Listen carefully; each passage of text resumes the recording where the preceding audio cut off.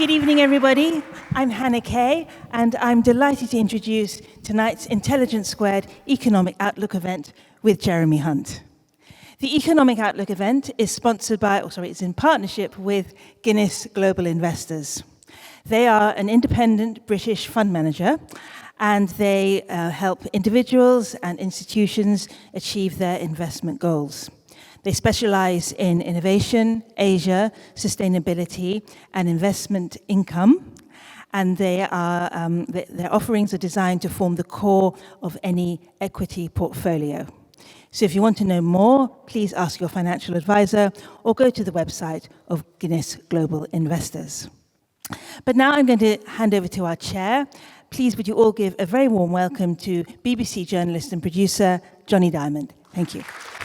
Thank you very much, Hannah.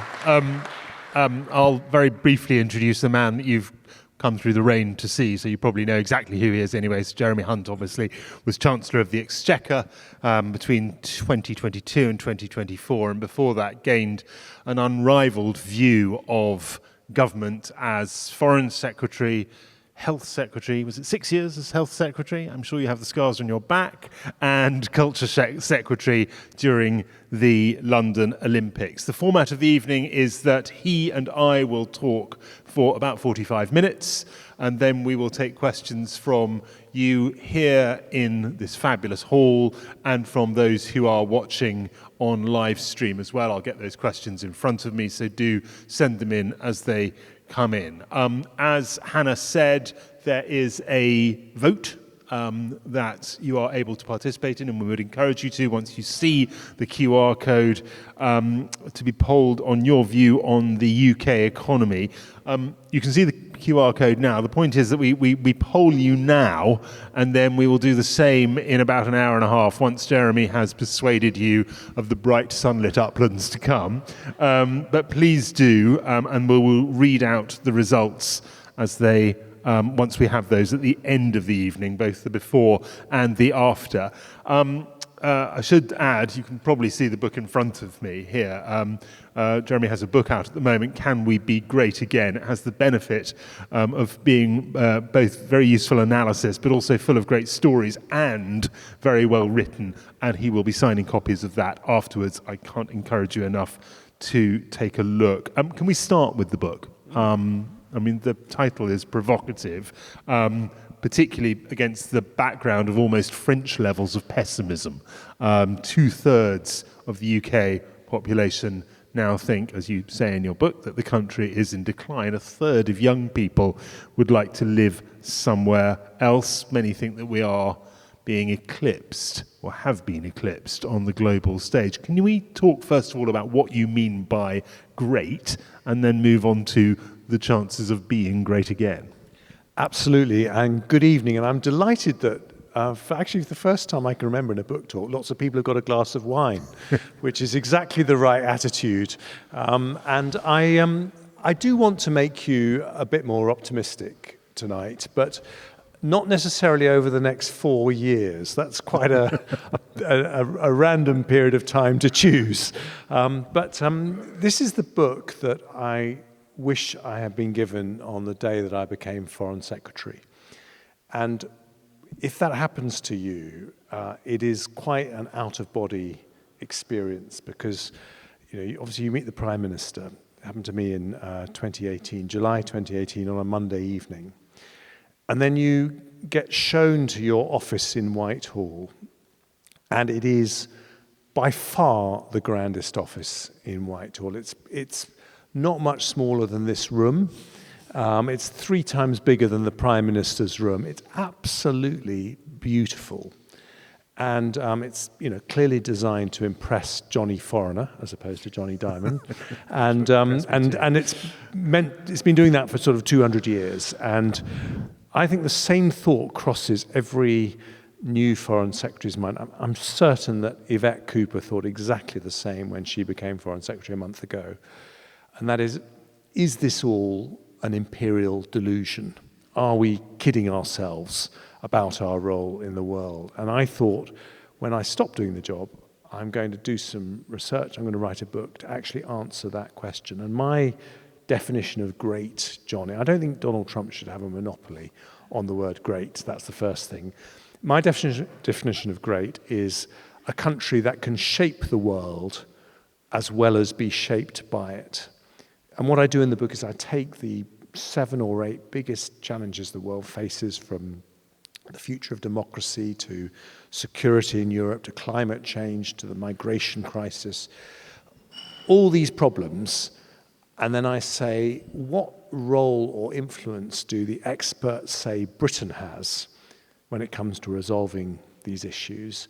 And in every single case, out of 193 countries in the United Nations, they always say we are one of the top 10 most influential countries, often one of the top 5. So I think that, nothing can be taken for granted, but I do think that we have fallen into a big trap of losing perspective when we absorb ourselves in our own problems, which are huge, and that is to forget that other people have big problems as well. And my argument, I'd make the same argument, by the way, if it was an audience of Aussies or an audience of French or an audience of Germans or Japanese. It's not that, our country is better than other countries. It is just that the world is so dangerous right now. The worst thing we can do is actually underestimate our influence. Far better to roll up our sleeves and try and sort out the problems as best we can. You clearly believe that the country has something to give, that it has a useful leadership role beyond the sort of self-importance of the political class, the civil service, etc., etc. It's not just about being at top table.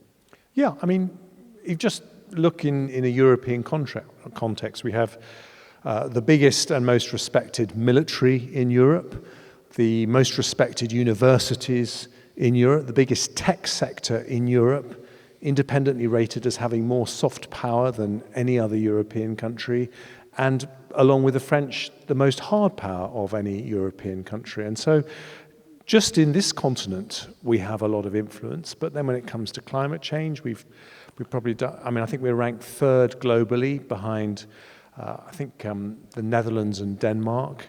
When it comes to the quality of governance, we're also ranked by another think tank as 3rd globally behind Germany and Australia, believe it or not.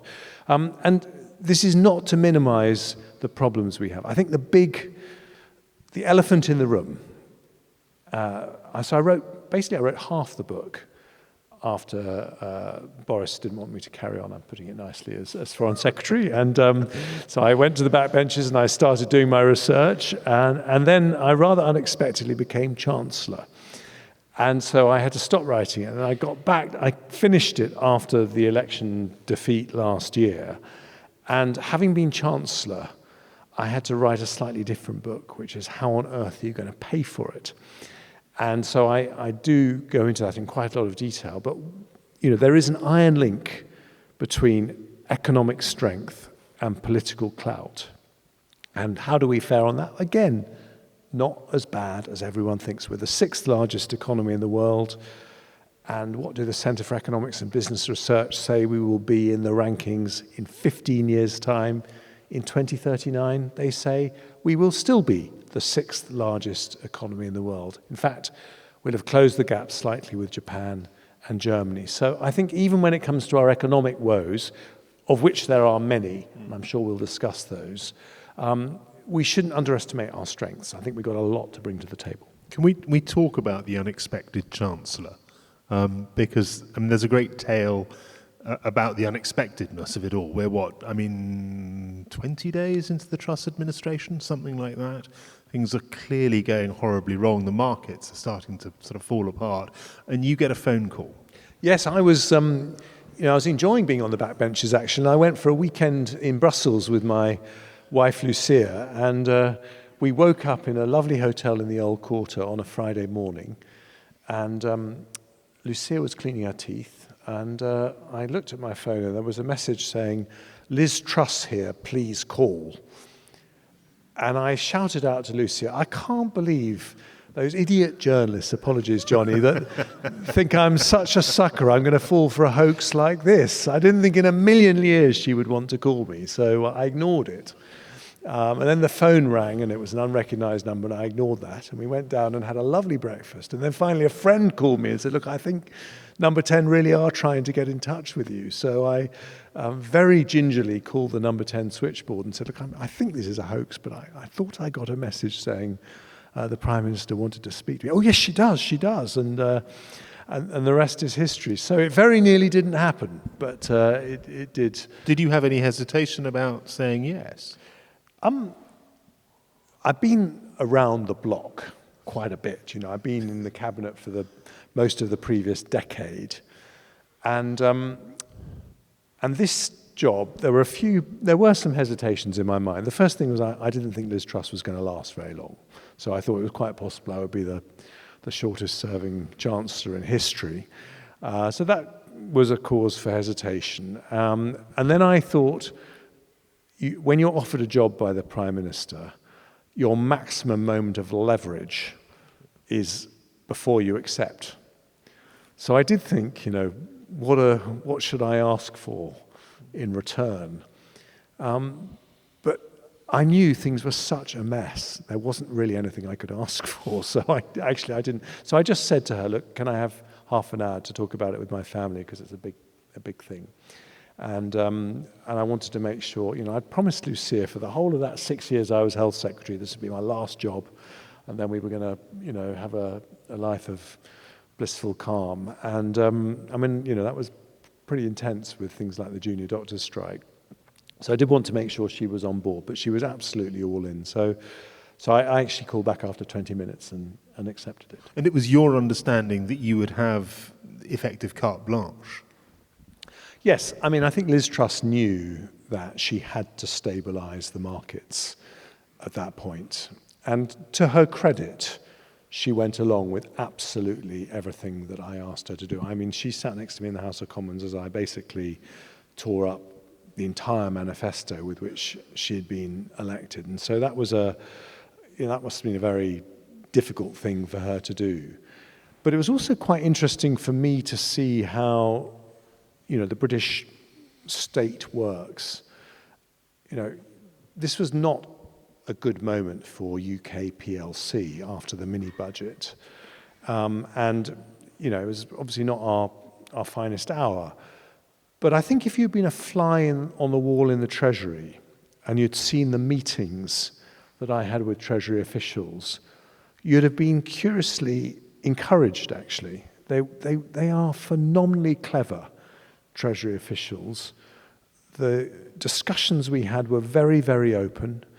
I had no background in the city or financial markets, and there was total honesty from me about what I knew and what I didn't know. And every Chancellor that I've met, every former Chancellor I've met, says the same thing, that they think Treasury officials are absolutely brilliant. That's not to say the institution doesn't need reforming in some quite big ways. I think that the lesson I draw from that incident is that the British state is actually surprisingly good at tackling really difficult issues in a crisis. But if you compare, you know, what I did, by the way, I had a black hole of, as you know, we're probably going to talk about black holes at some stage, Johnny. Yes. It's become a bit of a phrase, hasn't it? Well, I had a black hole of 72 billion that I had to deal with. It was a real one, by the way. And I sometimes think, what's the difference between me and Rachel, politics aside? And I think the truth is that when I became Chancellor, everyone knew there was a big emergency. And so I kind of had permission to to think the unthinkable, to do absolutely huge things. I think the difficulty for Rachel is that it's a much more slow burn crisis. She's been in office a year. It's much, much harder to make changes in that set of circumstances. So I think the challenge, if you're trying to say, how do we do things better as a country, we need to find a way of being better at solving big problems when we're not in a crisis and we're not being forced to. You were not the shortest serving Chancellor of all time. You were kept on by Rishi Sunak, and you spent a good 2 years at the Treasury. Looking back, what were the things that you were most proud of? what were the things, or was the thing that you wished you had done, either unable or unwilling to do? Well, I think probably the biggest thing that people will remember about that period is that, I arrived and there was a huge crisis. Inflation was 11%, and I had to go through take some really horrible decisions to get things back into balance. And I had a lot of support. I had to work very closely with not just Treasury officials, but with the Bank of England, with first Liz Truss, then Rishi Sunak. So it wasn't just me. If I look back and I say, what was the big thing that I wished I'd done that I didn't do, I think it's probably welfare reform. I mean, I actually did do with Mel Stride, who was the DWP secretary, we did do a lot, and we had a big program in place, but it was getting close to the end of the Parliament. But I think now this is the make or break issue for the British economy, because we're now signing off about 5,000 people onto sickness benefit every day. And about 1,000 people, we're saying, not just you don't have to work, but you don't even have to look for work. Now, at the same time as that, we've got an aging population, more and more older people. It is absolutely crazy. And these people, the majority of them have mental illness, anxiety or depression. And every doctor I ever met when I was health secretary said that if you've got anxiety or depression, the thing you need is social contact. And we are actually taking them out of the labour market. They are losing social contact. Their anxiety and depression is getting worse. And we can't afford to do it. And at a fraction of the price. I mean, and this is, by the way, something that has really gone wrong since and partly because of the pandemic. So the welfare rolls and the cost of the welfare bill was actually steadily falling until 2019. But something went badly wrong in the pandemic. And, with the benefit of hindsight, that is something which I wish I had really got going on much sooner. Because I think, and I'm not proposing to be party political at all, unless your questions are really nasty, Johnny. But I think I will say this. I think the problem with Rachel's 22 billion black hole, irrespective of whether it was true or not, and I think, ask the Office for Budget Responsibilities to get the best answer on that. But the problem was it deflected us away from the big argument we needed to be having, the big debate we needed to have, which was about the welfare state and the fact that it's gone badly wrong and the fact that it needs reforming. And that, I think, and I know Rachel wants to do that now, and she's had her setbacks with, the winter fuel allowance and the 5 billion of welfare cuts. I really, really hope she comes back to this, because if she doesn't, it's not just going to be 2 successive budgets of tax rises, it's going to be 5 budgets of tax rises, and then it's just going to be incredibly difficult for the economy to grow. And that, I think, is the big thing. I want to tuck into some of the issues that you bring up in your book in just a moment, just to remind people to keep sending in the comments, which will go into the bulletin that is sent out by Intelligence Squared. You can use the QR code, there it is, or the email address that's on the screen as well. Do please send them in. Can we start with technology? There's quite a lot in your book about it, and you mentioned it before. You argue that Britain has the potential to be, let's reach for a cliche, the next Silicon Valley. Why do you think the UK is so well placed? Well, it's interesting you call it a cliche. I'm quite chuffed that you call it a cliche, Johnny, because no one had ever said that before until I said it, and that suggested it's being said rather a lot. Right. But let me, just because it's a really interesting story, I think it's an interesting story. You must be the judge. You're the audience. But in my first autumn statement, when I had that 72 billion black hole, on the Monday before, it was on a Wednesday, the statement, and on the Monday before, William Hague wrote his column in the Times, and everyone was really worried about what I was going to say, and what taxes were going to be increased and what spending was going to be cut. And he said, "I hope Jeremy Hunt will give people hope." And I thought, yeah, what can I do? And then I looked through and I decided, I looked for the section on growth. And I said, I'm going to say that our opportunity is in technology. And we can be the world's next Silicon Valley. And no one had said it before. And I was fully expected to be laughed at by all and sundry. And I wasn't. And it was really interesting. And the reason I wasn't, not least I wasn't by the British tech sector, and I'm sure there are lots of people from that sector here tonight, but the reason is because after the US and China, we have the third largest tech ecosystem in the world, only the third in the world to be worth more than $1 trillion. We have more unicorns than France and Germany put together, more venture capital funding. But it isn't just that. We have some competitive advantages that make it really hard for other people who are trying to muscle in on the AI boom to do so, particularly the French, who are very, very focused under President Macron in trying to do more in the AI space. And the reason is because outside the US, we have the most respected universities, and outside the US, we have the biggest financial services sector. And if you're trying to nurture, the unicorns of the future, and at the moment our problem is that when they get to a decent size, they go across to NASDAQ for their listing, and that's something which both Rachel and I have been trying to address in various measures.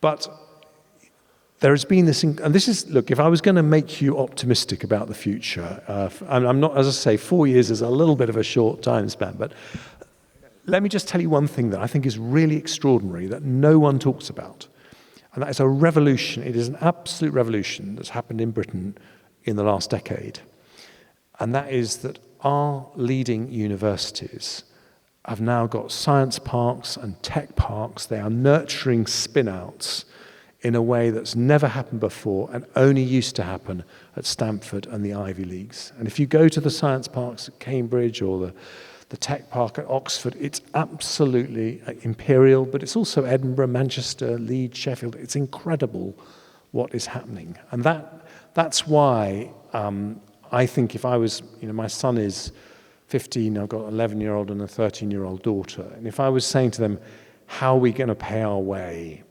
when you're my age and over the decades ahead, I would say that we do have real strengths in this country in the industries like life sciences, technology, creative industries, defense, which are going to be the ones that grow in the decades ahead. Let's get back to the gloomy stuff. In particular, I wouldn't take him long, would it? You see, there we are, a BBC journalist. Go on, it's terrible. Go on, Johnny. Go on. It's in particular what's been called the productivity puzzle in the UK, and that is the struggle to raise the level of productivity.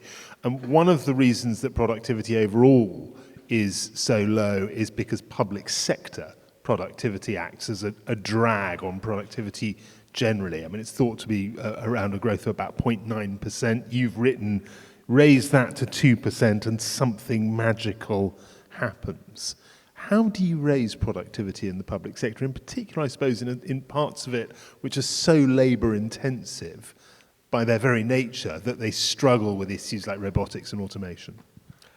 Well, there are 3 letters that answer your question very precisely, Johnny. NHS. Yeah. And that is because first of all, as we're trying to be positive tonight, aren't we, everyone? Yes. So yeah, we are trying to Definitely. be positive. Okay. So here's the positive thing on productivity. The state in this country is directly responsible for a quarter of our output. So we have this historic productivity problem, which there are various reasons why. Some of it's a little bit overstated because we have much more of a services sector than a manufacturing sector and have for most of our lifetimes, and manufacturing tends to show up in higher productivity numbers, but some of it is real. But the government controls a quarter of our output. So Rachel Reeves has the power, theoretically, to sort out a quarter of our productivity problem. And around half of that quarter is the NHS. And the NHS is the most wonderful healthcare system in the world and the most inefficient. And it is unbelievably inefficient. And I say that frankly with an element of guilt, because I was health secretary for 6 years and I focused on lots of things, but there was one really big thing that I didn't do because I didn't come to understand it was the root cause of the problem until the very end. So the NHS is the most micromanaged healthcare system in the world. It's the biggest in the world. It's the 5th largest employer in the world. There's only 4 organizations that employ more people than the NHS, which is the US Army, the Chinese Army, McDonald's and Walmart. And then it's the NHS. So the biggest in Europe by a long way. And despite it being the biggest, it is micromanaged ruthlessly from the centre by NHS England and the Department of Health. So if you run a hospital, you have 18 monthly operational targets. You know, A&E waiting times, cancer waiting times, elective care waiting times. And they're monthly, and the numbers are reported back. So your job depends on making progress on those targets. So you're constantly looking over your shoulder to your manager at NHS England on whom your career depends. It is not like that if you run a hospital in France or Germany or America.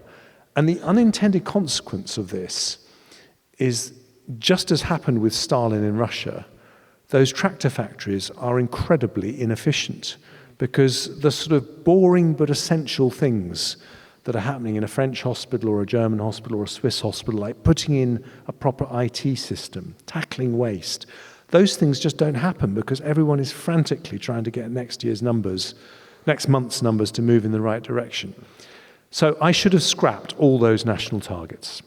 That they are awful.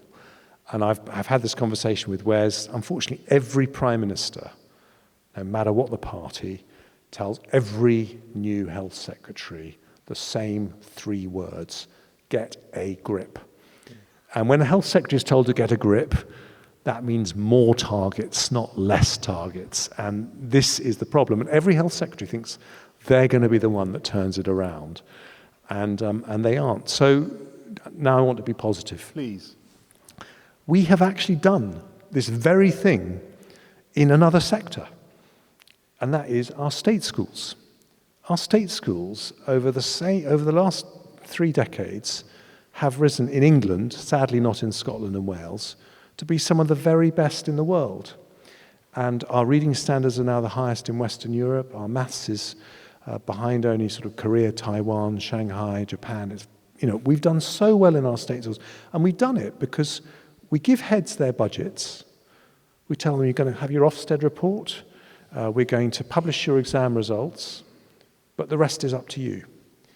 And the result is they innovate, and we have these marvelous academy chains, and we have seen extraordinary things. And when was the last time you went into a state school and saw any waste at all? They are really parsimonious with how they spend money because every penny counts, and they are responsible for it, and they can find good ways to use it. So that's the model that we need to adopt in health. I started by introducing a kind of Ofsted system through the CQC into the NHS. I didn't finish. That's how you improve public sector productivity, by devolving power down and allowing people who make savings to keep those savings locally so they can improve the services that they offer, and then we get a more efficient NHS. Is there, as I said, you have a pretty much unparalleled view of government because you have held such sort of big offices over such a long period of time. Do you sense a structural problem of an inability to take the kind of long-term decisions driven by the political cycle, driven by the media cycle? Did you sense that then? Do you sense it now? I think there are some things that, if we want to be better at long-term decisions in this country, there are some things that we need to change. I don't think it's about the individuals, because I think civil servants generally work really hard and are very decent people, and they have a very strong, I never came across this sort of Sir Humphrey cliche where they were trying to frustrate me behind my back. I think they have a very strong sense of being in a democracy where the final decision has to be taken by someone who's elected. But there are, I think, one or two issues. One of them is that I talk about the NHS being micromanaged. Well, the Treasury micromanages the rest of Whitehall in the same way. So, for example, if you're in the Department of Education or the Department of, or DEFRA or any government department, and you've got some money, the financial year ends at the end of March, and you've got some money that you haven't spent at the end of March, the Treasury takes it back. And this is very helpful for chancellors because there's usually 5 or 6 billion at the end of every year that hasn't been spent. By the way, that's not very much money in the grander scheme of things because we spend about £1 trillion a year, but 5 or 6 billion can be helpful, and you get it back as a chancellor, and you like that. But what that means is that over in DEFRA, or the Department for Education, or the Department for Health, or Department for Transport, come January, you are desperately trying to get money out of the door to stop the Treasury getting it back, and it's incredibly wasteful. So we need to stop that.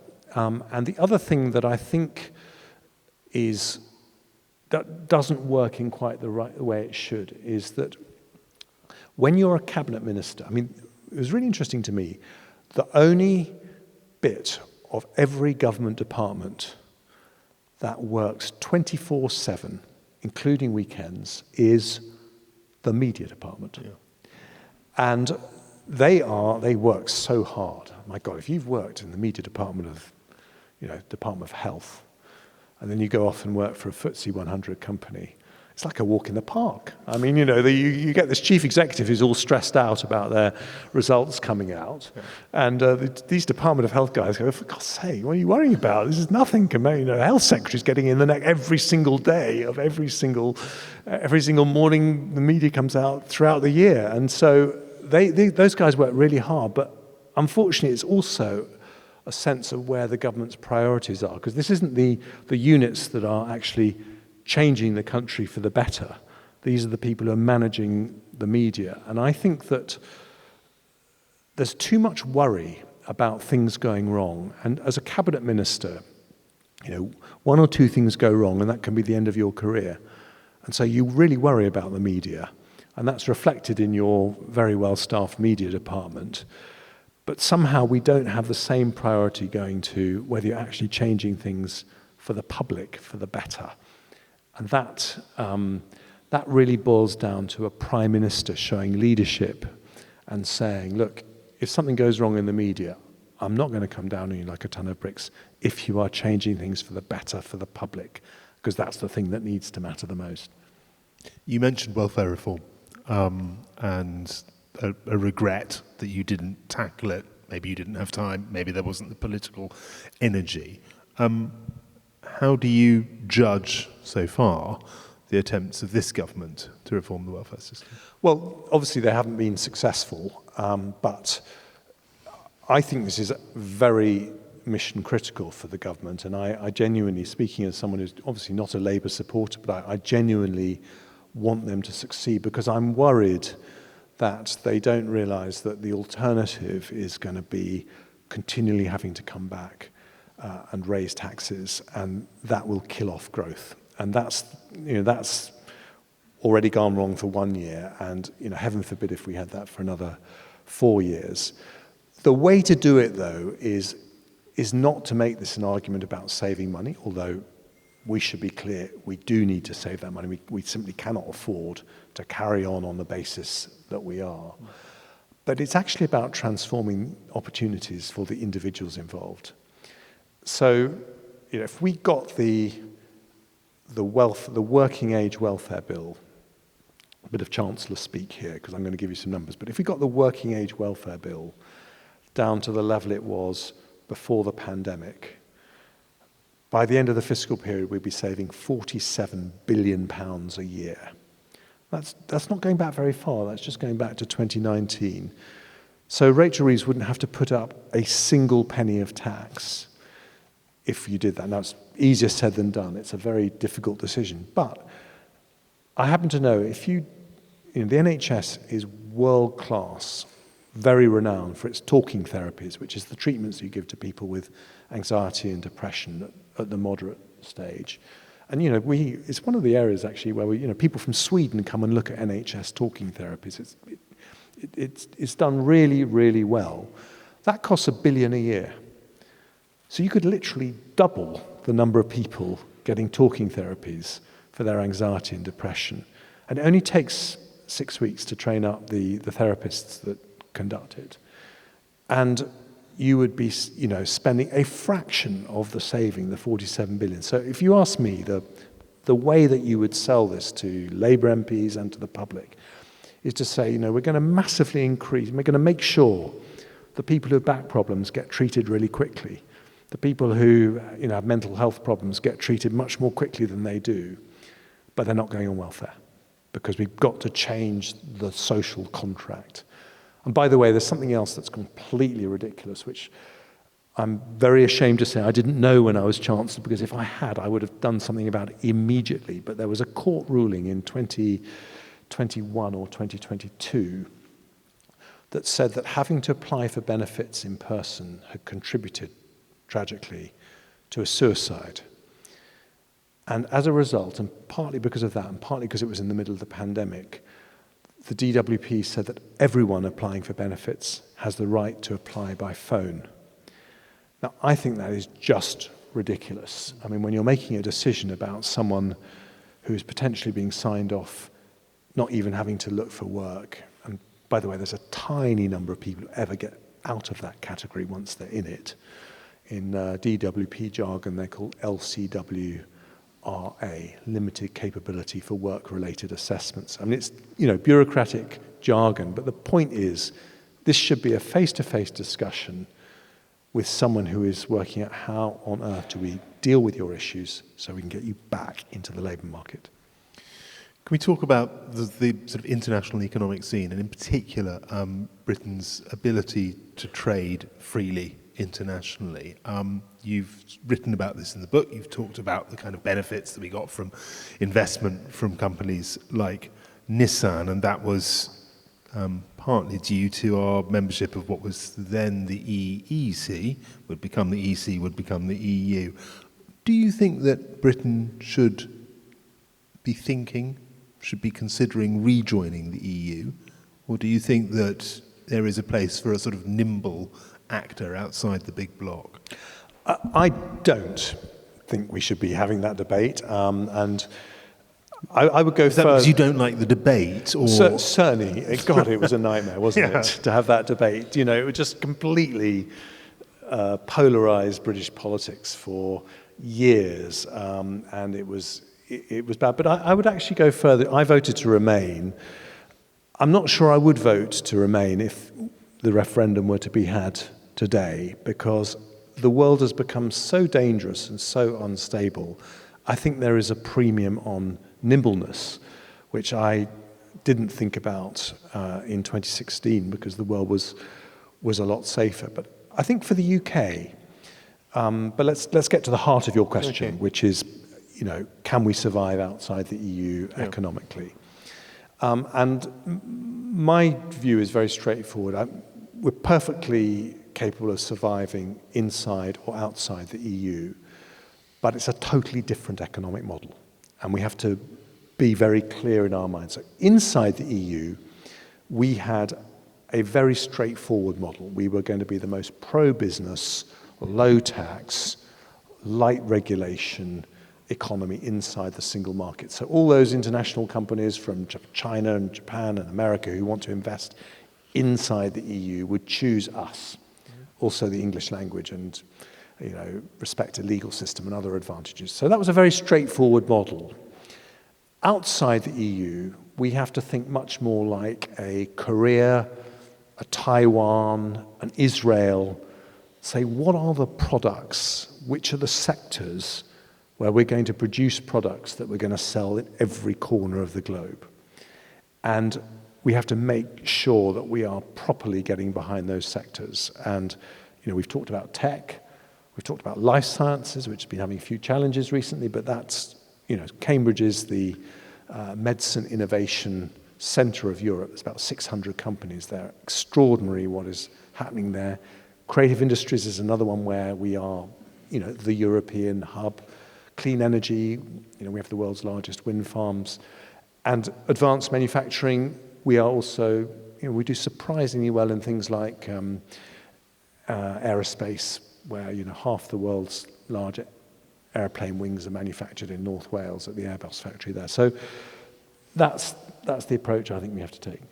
Can I just ask you about government itself and whether you think there is the capacity for reform within government? You've talked about the sort of the long lines of accountability into the NHS, the bedpan dropping wherever it is and resounding around Whitehall. You've talked about the Treasury's grip on departments.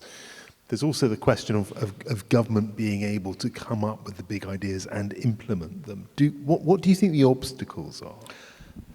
So I think that for very well-meaning reasons, we have put in place in Whitehall a lot of accountability and process, which is completely justifiable on an individual level. So, for example, the ability for an individual or a group of individuals to judicially review a government decision to build a nuclear power station or HS2 or a new dual carriageway is completely justifiable from the point of view of property rights and human rights law and all these different things. But what it has meant is that we are just too slow at getting things done. And it's created in voters a niggle that frankly has turned into more than a niggle, that the people they send to Westminster just aren't able to grip the big problems that we face. And I thought it was rather sobering when Donald Trump came here, and hopefully we can have a bit of a discussion about Donald Trump in a minute, but I thought it was rather sobering when he came here for his second state visit. And he had only been in office at the time for 8 months, and our Prime Minister had been in for 15 months, and illegal migration, in America's case border crossings, down by more than 90%. Of course, Donald Trump says 100%, I've stopped every single one. That's not true, but they are actually down 90%. And in our case, small boat crossings, just as politically toxic, up by a third. And, you ask yourself, well, we have a Prime Minister who absolutely says he's going to do everything by the book, follow the rules. You have a president who's doing actually quite brutal things when it comes to ICE and all the ways that people are being disappeared off the streets. And I would never want that to happen here and advocate for it. But he is at least persuading the people who sent him to the White House that he's getting things done. And I think if we don't want to have methods like the methods that Donald Trump is employing, then we have got to find ways to get things done more quickly here. We are going to come to audience questions in a moment, but I want to throw Donald Trump at you again. You met him, didn't you? You met him. What did you make of him? He's absolutely formidable. I had to greet him as Foreign Secretary when he came for his first state visit. And my job was to go to Stansted and welcome him to the UK. And Air Force One landed. It was a rather blustery morning. And we waited for the doors to open, and they didn't open. And I thought, well, perhaps he's freshening up after an overnight flight or something like that. But anyway, eventually they did open. And the reason for the delay is that he had been having a Twitter war with Sadiq Khan. And literally, I said to him, fabulous. Welcome to the United Kingdom, Mr. President. And the first thing he said was something completely unrepeatable about the Mayor of London. His very first words. And Now, How unrepeatable? I mean, completely unrepeatable. no, they are pretty unrepeatable. And but I would say, but it's interesting because I thought about this, and initially, when you tell that story, it kind of confirms a prejudice that you have about Donald Trump. You think, leader of the free world, how on earth has he got time to do something as ridiculous as have a Twitter war like that? But then think about it another way. This man spends 2 to 3 hours a day on social media or TV or watching TV. I mean, you talk to the people around him, he doesn't get into his office until midday quite often because he's watching TV in the private quarters in the White House. Now, I think about this, I think about myself as Chancellor, and I would do a media round maybe once a fortnight. I'd be coached by civil servants. They'd go through this difficult question, that difficult question. If I got through it without, making a mess of it, I'd heave a sigh of relief for another 2 weeks. Now, with great respect, and I think it's the same for Rachel Reeves and Keir Starmer and Rishi Sunak and all of us in Westminster, but I think the President of the United States is marginally more busy than the British Chancellor of the Exchequer, and yet he's finding 3 hours a day to talk to people. And he's the one that's winning elections, not people like us. So my big point about Donald Trump is that, if we want to start winning elections, we have got to start communicating like he does. And let's be honest, a 79-year-old American man is a whole lot better at social media than any of us are. Is he a help or a hindrance to Britain being great again?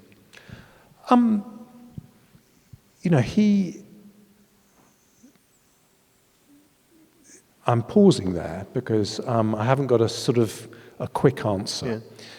On the one hand, he has got a big soft spot for Britain. And by the way, I think Keir Starmer has played it very well in terms of international diplomacy. I think it's a big achievement to be liked by the President of the United States and by Ursula von der Leyen. And quite how he's managed that, I don't know. But he's got a kind of low ego style, which I think has, gone down well in both quarters. But so he, in that sense, Trump loves Britain. He gave that very extraordinary comment. I'm sure you heard it, Johnny, to Gary O'Donoghue when he did an interview just before his state visit. Gary asked him, "What do you think about Britain?" And he said, if America was under threat, if America was being attacked, I'm not sure that anyone would come to our rescue and fight for us, but I think Britain would. And so he feels a lot for Britain. So that's our advantage. On the other hand, he's not doing a great deal for the reputation of democracy on the global stage. And this is something that Britain is very closely identified with. And so, in a way, he's making our work a bit harder. So, he creates a lot of work for us too. Right, enough from me. Let's hear from the audience. We're going to wait for the house lights to come up a little bit so I can see. Do we have roaming microphones? Yes, we do. Okay, I see there's a gentleman here, first of all. I would like to hear also from some ladies as well, if we can. No offence to gents at all. And then there's a lady here after that. But sir, first of all you, if you would. I liked your comments about nimbleness outside of the EU. How does China fit into this nimbleness, and what's the future with China vis-a-vis our relationship with the US? Well, this is actually quite topical at the moment, isn't it? How we deal with China, and I actually think we've been very naive in our approach to China. My wife is Chinese. I have very famously and embarrassingly got that wrong. But by the way, details are all in the book. It's so hard to remember, isn't it? All details are in the book if you want to know that particular one. But in some ways, but this is what, if Johnny was interviewing Xi Jinping and he was sitting where I am now, he would say in total sincerity that autocracies are a better way of running a country than democracies because we can't get things done. So I think we have to be streetwise about the threat posed by China, but we also have to be prepared to look in the mirror and say, how can we show that we actually can get things done? I think, by the way, that he is wrong about that for another reason, which is that he doesn't have anyone around him who speaks truth to power. I mean, if you are president of China and you've run it in the way Xi Jinping does, are people going to speak out if they think you're making a mistake?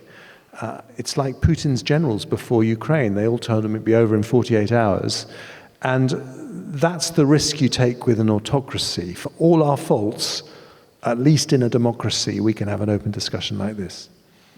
The lady at the front here, if we can get a microphone to her. Thank you very much. And after that, there's the gentleman there.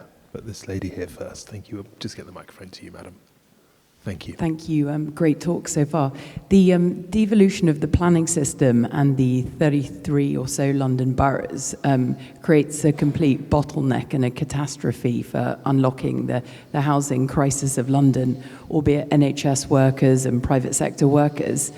If you had your time again with a new era, what would you do to help solve that? Because Help to Buy has been a huge catastrophe for first-time buyers, causing negative equity and just fueled the balance sheet of house builders. What do you think could be the next thing? Could it be compulsory purchase orders with government and building in government departments, or what's the big secret to that? Thank you. This is going to be a really painful answer for me to give you, but I'm going to give it anyway. The answer is we should copy France. Because, here's an interesting thing about France. By the way, the next book I'm writing is also a positive book. It's about how to unlock economic growth. And I just want to tell you something fascinating about France. I mean, over the last 30 years, you could not have had two countries, Britain and France, with more opposite strategies when it comes to their economy. I mean, this is like the most anti-business country you could ever imagine. Massively high tax, very difficult labor laws, high unemployment, high regulation, lots of strikes. In Britain, we've gone totally the opposite direction. And yet, our GDP and our GDP per head has virtually tracked that of France almost year by year. There's been no divergence. And if you look at why that is, the biggest single reason, I believe, is that the French have been good at building things, and we haven't. And in the 1970s, we had about the same number of houses or dwellings as France with similar populations. Now France has got 24% more than us. And what's gone wrong, and this is what I genuinely would, in the very unlikely situation that my government had been re-elected and I carried on as Chancellor, the big reform we need is with local government. We need directly elected mayors with full fiscal autonomy, and they need to keep all the business rates that they generate in their area, all the local taxes, instead of handing back to the Treasury as happens here. In France, all the local authorities have a direct financial incentive to improve as many planning applications as they can. They have to balance it against the wishes of local people to protect the culture of the area, which they fiercely do. But you've got parts of France with nuclear power stations where ever since they agreed to have a nuclear power station, they've had free broadband. There's a place in Loire called Couët-sur-Loire where they've given themselves free broadband as a result of the takings from a nuclear power station. And that's the big way we need to unlock it. If you allow local authorities to hold on to their money and you don't have it redistributed by the Treasury, you are also accused of entrenching inequality as well, aren't you? And you have to, that is the flip side of what you say there. Well, yeah, but there are lots and lots of different ways that you can redistribute opportunity. But the way we do it is actually worse, because what happens is, by defenestrating local authorities in Manchester and Newcastle and Cornwall, we actually make it impossible for them to pull themselves up by their bootstraps and turn their own local economies around. If Andy Burnham wants to build a ring road around Manchester, he has to bang down the door of the Treasury. And that would never happen with a city the size of Manchester in the United States or in Switzerland or in Germany. Right, we have a gentleman here, if we could, and then gentleman here, and then the lady there. Thank you very much. Well, thank you for your very positive messages and all of that, and I'm certainly an optimist. Now, I'd like to raise on the migration issue, there is a critical need to keep the UK open and welcoming for investors, students and tourists. But all the noise about illegal activity, I mean, neither Conservative nor Labour made any progress on that subject. We've got to deal with that, but we must do it in a way, strongly, but keep it separate from ensuring that the UK is open and welcoming. What more do you think can be done on that? Thank you. Well, it's such an important question, and I actually know the gentleman who asked this question, who, like me, is married to an immigrant. And I think one of the best things about this country is that over centuries we have welcomed the brightest and best from all over the world. A third of our Nobel Prize winners. You know, we often boast that we have the second largest number of Nobel Prize winners after the United States, but a third of them were born abroad and came to the UK to do their studies. And you go right the way back to the Huguenots, the Jews, people who came from the Caribbean, people who've come from Eastern Europe. We have always flourished by being open. And the reason that I have become a total hawk on immigration is because I'm worried that that social contract is fraying and that people are beginning to say they want zero migration, which I think would be absolutely catastrophic for this country. So it is essential. I would go as far as to say, I hope we might be able to reform the ECHR, but if we couldn't, I would leave it, because we have to give people confidence that the people that they send to Westminster as their elected representatives are able to decide who comes into the country and who goes out. And that is not an unreasonable thing for people to think about their elected governments. Thank you. Gentleman here, sir. Thank you. That's working. Yes. Thank you very much. There's so much in what you've said, it's difficult to know where to focus a question. But I'd like to link, if I may, your comments about the NHS with broader issues about growth. And perhaps this anticipates your forthcoming book rather than this one. It sounded as if your frustration with the NHS was that essentially to repeat the aphorism, we value what we can measure rather than measure what we should value. But aren't we doing the same thing with GDP, which is possibly a useful instrument, but not a particularly instructive or accurate one in terms of the strength of the UK economy? It excludes a lot of things that probably ought to incorporate, and it values a lot of things that we probably don't as a society value. Is it time for us to actually look at different ways of measuring the strength of our economy, regardless of whether we're 6th or 7th or 5th? Thank you. It's a very good question. That's not quite what I would say about the NHS.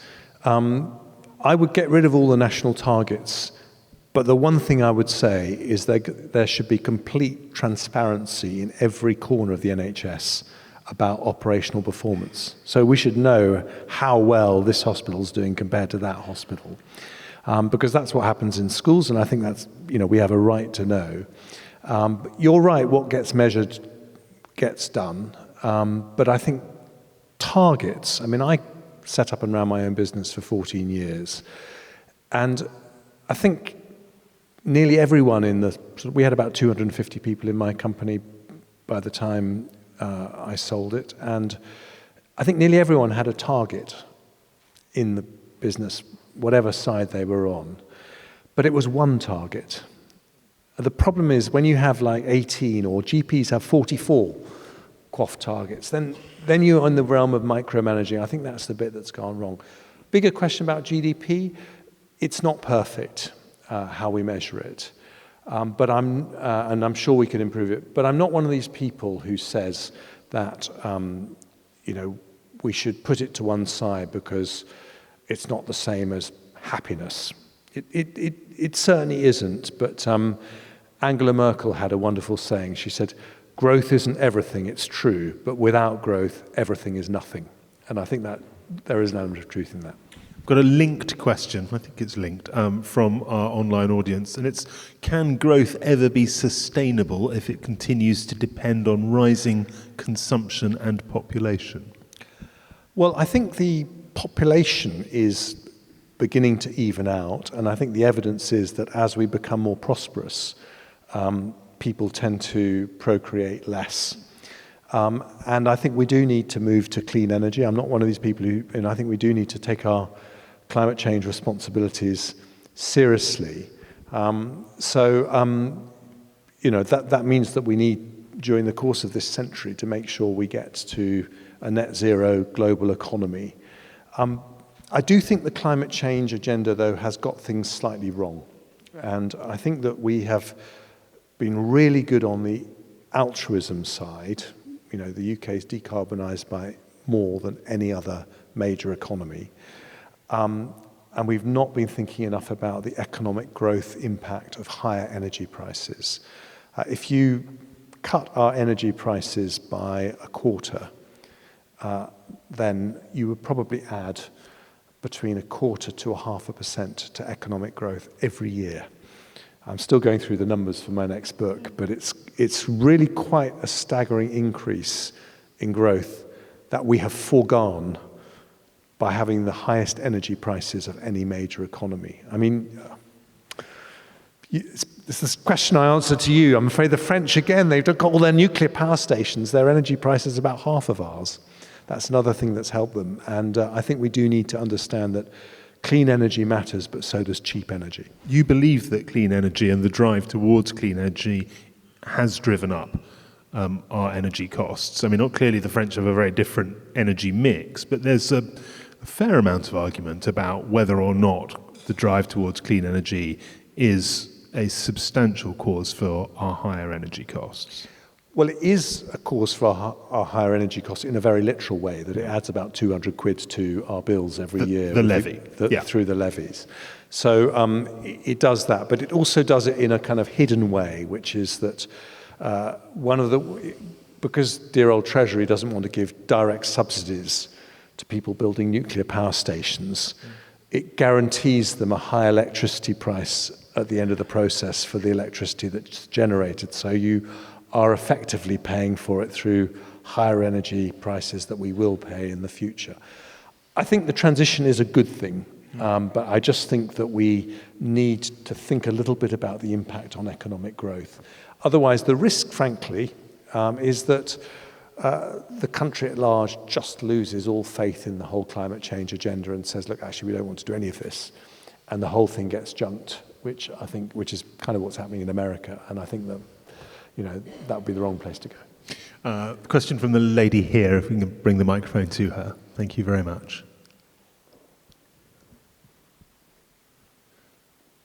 That's right. Lovely. Thank you. Thank you very much. Thank you. Very insightful so far. Thank you. I think I'm just quite struck by your definition that you posited at the beginning of the great countries, and they're those that shape the world. And then, of course, the discussion becomes introspective because you have to say how and why.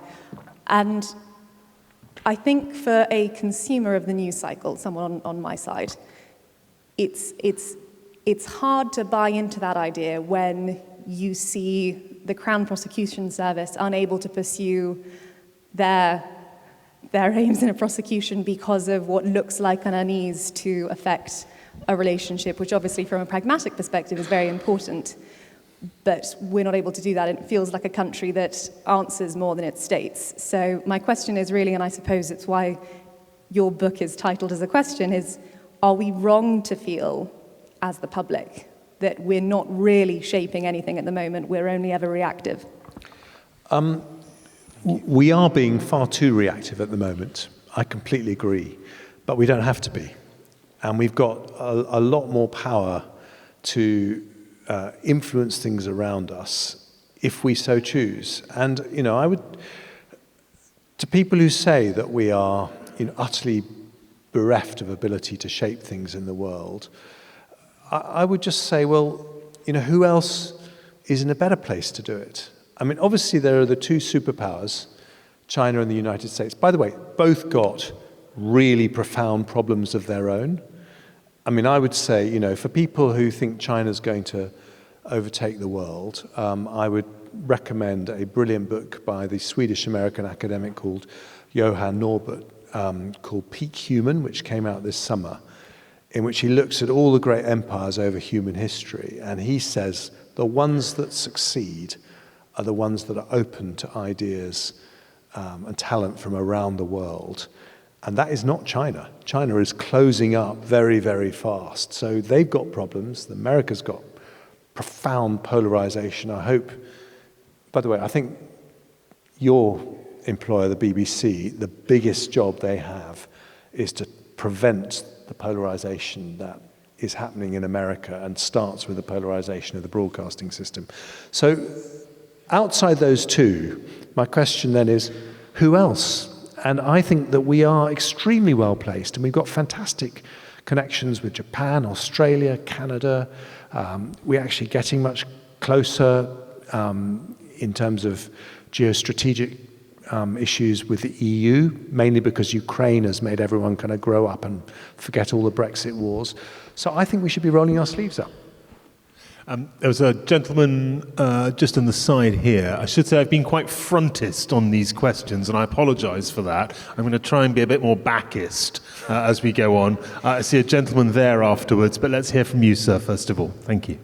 Mr. Hunt, you mentioned that two potential drivers of the UK economy would be AI and the defence sector. However, those two potential origins of growth are generally reliant on external factors. For example, the AI bubble, there's no guarantee that growth will continue, and there's no guarantee that NATO will have a unified response to Russia in the defense sector. So if those two don't play out, what else do you view as something that could replace the UK finance sector as the driver of the UK economy in the long term? Thank you. Well, it's a good question. And I think the answer is that we don't quite know how innovation is going to change the world, but we can be pretty confident that innovation will change the world. And so being good at innovation is a core strength. We're actually ranked as the 5th most innovative country in the world at the moment by the only place that does a ranking like that. You know, above us are countries like Switzerland and Sweden, but we score pretty highly. And that actually is because of the strength of our higher education sector, which does really well. But you know, we may be about to see the AI bubble burst, but I don't think that means that AI isn't going to be completely transformative. And it's a bit like the dot-com bust that we had in the early 2000s. It's still, you know, internet companies completely changed the world we live in. So, and I'm afraid I think defense is another area where, because of what, you know, Putin is up to, we are going to be finding, all of us are going to be finding we spend a lot more. But innovation, I think, is the real answer to your question. I have a linked questions coming from the online audience. A fairly simple one. What is AI going to do to the workforce? Well, I wish I knew. I totally wish I knew. I mean, it's a really, it's a, yeah, maybe there's a book to write there. But I think we don't really know, do we, right, what AI is going to do. My worry is, if I'm allowed to make something slightly pessimistic or worried comment, my worry is that if you talk to sort of people who really know about AI far more than I do, like Demis Hassabis, the founder of DeepMind, what he says is that AI will be 10 times bigger than the Industrial Revolution and 10 times faster. And the 10 times bigger bit I can cope with. That's potentially very exciting, an age of abundance, an age of longevity, and, you know, more leisure time could be absolutely amazing. It's the 10 times faster bit that worries me. I think there could be a huge amount of social disruption. Graduate jobs are down by about 1/3 at the moment. We don't quite know why and whether it's temporary or a permanent change, but it does seem like, you know, city firms, legal firms are hiring, management consultancies are hiring fewer graduates because they're not anticipating they'll have as many partners in a decade's time. And so I think we're going to have to be quite nimble in making sure that if wealth is concentrated in a very small number of people, opportunities and benefits are spread out. Thank you. There's a gentleman over here. Thank you, sir. Thanks. Hi there. There's a growing public discussion around wealth taxes as a potential antidote to growing inequality. Would you advocate for a wealth tax? No, because they haven't worked. I think that the latest numbers I saw was about 12 OECD countries had them in the late 90s, and that's now just fallen to 3. And I think the reality is that not only have they not worked in most countries, but they would be even more dangerous in the UK because we are the most open, large economy in the world, and wealth is more mobile, as we're finding out with the non-DOMS changes. But the bigger answer to your question is we absolutely will need to find much more effective ways of spreading opportunity than we have been doing. And I think this is something which, is a long-standing failing in British politics, the regional disparities that we have. But we need to be absolutely alert, because if we don't, we're going to have big social disruption. Do you believe that tax is solely a revenue-raising measure, or do you think it has, at times, a social end as well? And I'm thinking in particular of inheritance tax, which serves a different purpose from simply just raising revenue. Well, it's such a great question, actually, because tax is the most central part of the social contract between citizens and the state. We have no choice about the taxes we pay. The people we elect decide those taxes. And traditionally, we have tended to think of tax as a way of redistributing opportunity between rich and poor through the NHS, the welfare state, and funding services that we need as a country, like the armed forces and the police. But when it comes to the economy, it's also sending a signal as to what we value. If you tax work, then people are going to work less. There's a direct correlation between levels of tax and the hours people work. Americans are taxed less, and they work longer than us. Germans are taxed more than us, and they work fewer hours than us. And so I think we have to be really careful if you make the tax system do too much work, that you disincentivize the things that are necessary for a dynamic economy. To the audience, I will come to you, sir, but I'm very keen to get. As I said, I was guilty of frontism. I see a hand raised there at the back. I'm making up. Yes, you, sir. Thank you. Thank you so much. In terms of unlocking economic growth for the big economic strategic bets we should be making, whether it's AI, tech more generally, biomedical sciences, should we be thinking about regulation in a manner more similar to the US or the EU? Definitely the US, because when it comes to regulating innovation industries, the biggest mistake we can make is to try to predict the future. We just don't know. And so what we want to do is to encourage as much risk-taking as possible, as much innovation, and particularly when it comes to AI, the EU has really stifled innovation and made many companies worry about investing in the EU because of the level of regulation. So I think we need to be lighter. I'm going to take a question from our online audience and then come back to our present audience. If you were in charge again, what would you do to make public service jobs feel more rewarding and less bureaucratic? Well, this is a really interesting point, because you asked me a question about public sector productivity. Yeah. And obviously one of the reasons why the current government has found it very difficult is because of their close relations with the unions. And so there is this perception that wanting to make public services more efficient is bad for the people who work in them. I think it is totally the opposite. I think that people really enjoy working for organizations that are lean, efficient, responsive, do a great job. And people find that if they're in an organization where people can take the mickey, can say they're working from home but actually not working at all, are doing their job not because they're passionate about it but as a lifestyle choice, people find that demotivating.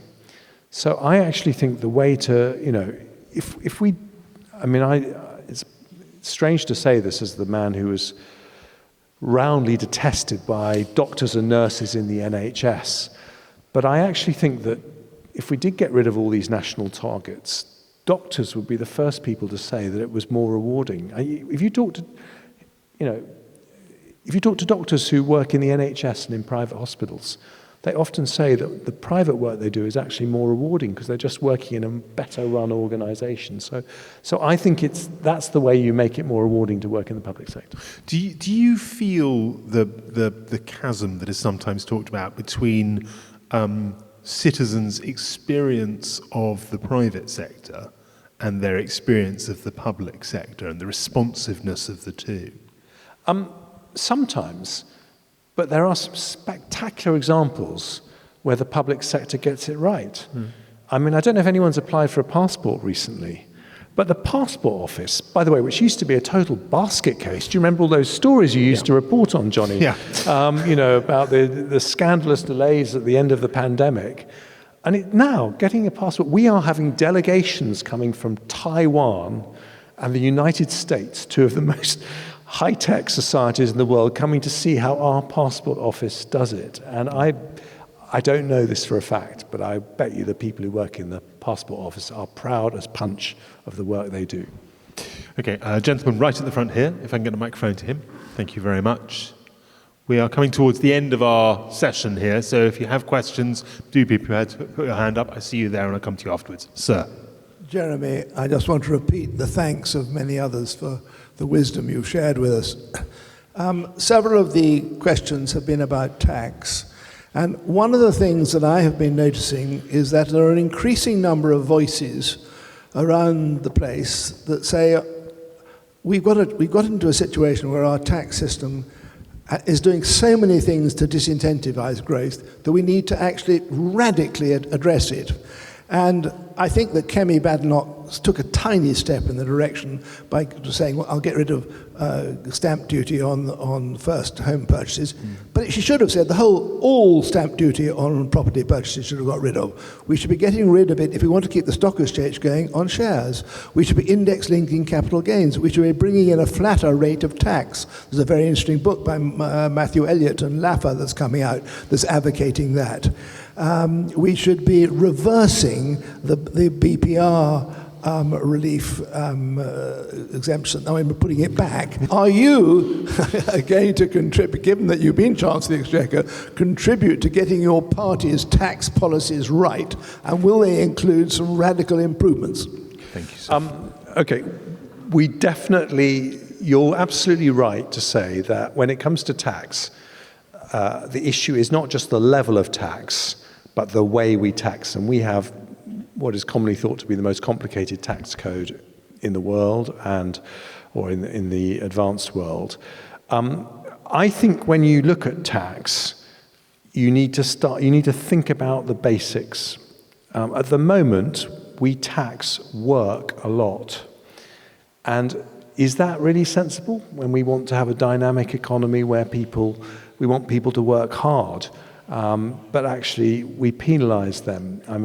I think, whereas we tend to avoid consumption taxes because they're very unpopular, but, with an aging population and an army of often quite wealthy pensioners, it is much more logical to have more of the weight of taxation on consumption rather than on wealth generation. So I think we need to get back to first principles.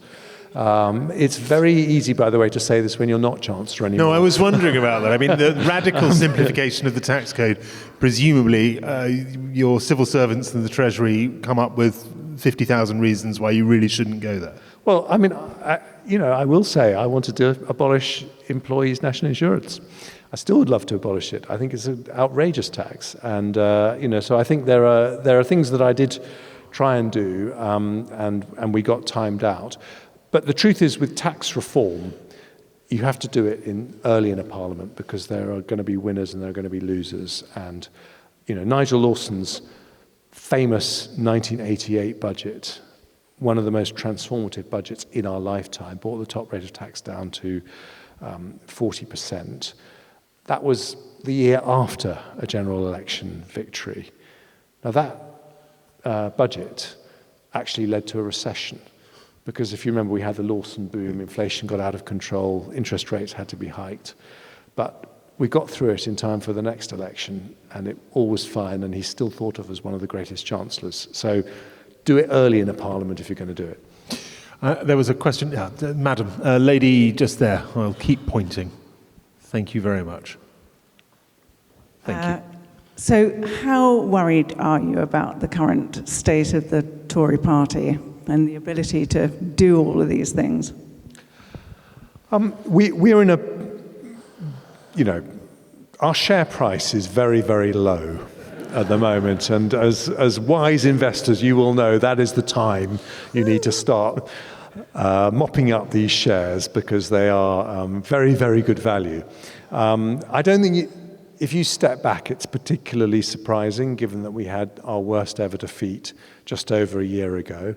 But the road back is tougher this time, because we have competition on the right from Nigel Farage. But I think if you are optimistic, and I actually do think we will be back in the game, it is because, interestingly, and I think somewhat surprisingly, the latest polls show that we are the most trusted party when it comes to the economy. And a lot of our discussion this evening has been revolving around worries about the economy. I think when we get close to the next election, people really will be looking for the party that can offer them solutions on the economy, and that's how we get back in the game. We are coming on towards the close. I'm going to ask you to vote again on your feelings towards the economy. I've been asked to read out the first poll results before you vote. You voted on whether or not you thought the economy would be in better shape, or how you felt about it over 4 years. Optimistic, 3%. Quite optimistic, 13%. You can probably work out which way this is going. Quite pessimistic, 48%. And pessimistic, 36%. So now you can see the QR code, and you can vote again, and we'll get those results churning through. Please do vote on the question you see in front of you. As that vote happens, I want to ask you a quick question. You spoke in glowing terms about Nigel Lawson. He called his memoirs, The View from Number 11, Memoirs of a Tory Radical. Are you a Tory radical? I'm actually a lot more radical than I look. And I'm always thought of as Mr. Steady Hand on the tiller, and sometimes excuse me for saying this, pisses me off, because I actually am an entrepreneur by background, and that's not the way I think. But the truth is that there are moments when you can make really big changes, and moments when you can't, and you have to make that judgment. As we're drawing to a close, can I just tell you about my last memory of number 11? Please. Because I left number 11 Downing Street on the morning of July the 5th last year, after we'd lost the election. And it wasn't a great surprise to me, the election result. But I was a little bit worried about my kids, because I didn't want them to think, you're slightly bundled out of Downing Street when you lose an election. Happens very quickly in the British Constitution. There's no handover period. And I didn't want them to think it was a moment of shame for our family. And so I got permission for them to miss school. And I got permission from Rishi Sunak's team to leave out of the front door of number 11, which chancellors don't normally do. And I said to them, we're going to do this properly. I rushed back from the count, had a very quick shower, got all the kids into their Sunday best. I said, right, out on the street with our dog, Poppy, and big smiles, and we are going to treat this as a moment of pride. And as we did, this extraordinary discussion opened up on social media. And someone said, he's got a Labrador. Can I change the way I voted? and then there was a huge discussion. This was the most British bit of all, of how the dog was going to cope with moving to a new home. Nothing about the human beings. So ended up being very British. We have a second poll result, and it's good news. You'll remember we were on optimistic 3%, quite optimistic 13%, quite pessimistic 48%, pessimistic 36%. Has Jeremy Hunt moved the noodle? Yes, he has. Optimistic 6%, quite optimistic 32%, quite pessimistic 40%, and a savage fall in those who are truly pessimistic, down to 22%. I think you've done very well, if I may say so. I'm going to draw things to a close. Thanks to Jeremy Hunt. He will be signing copies of his book, I think in the cafeteria, presumably, on the way out. I can encourage everyone to read it. Thanks very much to Guinness Global Investors who help make these sessions happen, and they're so informative, so many, many thanks to them. To all of you here who've come through this bizarrely bad weather, I say bizarrely bad, it's not that bizarre, but it's truly bad, and to those watching live stream, and to everyone at Intelligence Squared, thank you very much indeed. It's been a real pleasure. Thank you.